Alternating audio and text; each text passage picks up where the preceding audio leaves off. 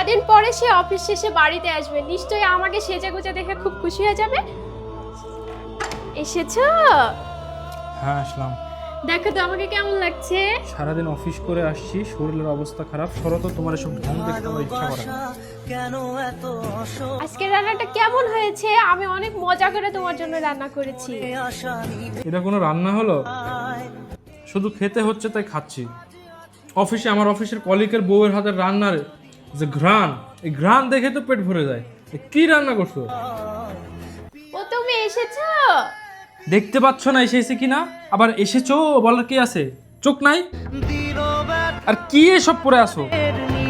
বাড়ির কাজের বুয়ার ড্রেস পরে আসো সারাক্ষণ। আমার অফিসের কলিগ গুলাকে দেখো তো, আর কলিগের বউগুলা কত স্মার্ট, কত সুন্দর সেজে গুজে থাকে।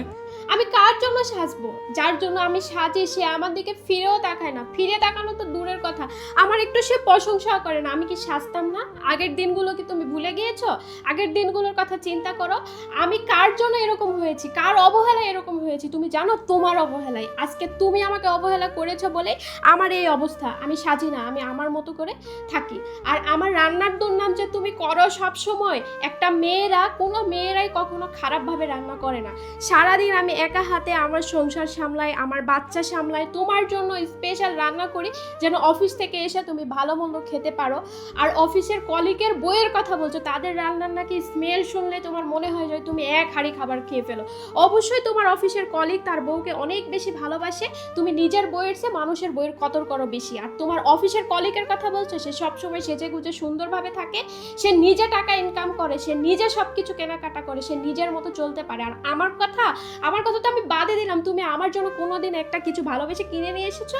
ভালো জামা কিনে দিয়েছো আমাকে? বলো, দিয়েছো তুমি? আর আমার কথা বলছো, আজকে যদি আমি তোমার সংসারের পিছনে সময় না দিতাম, আমিও চাকরি করে টাকা ইনকাম করে আমার নিজের মতো করে চলতে পারতাম।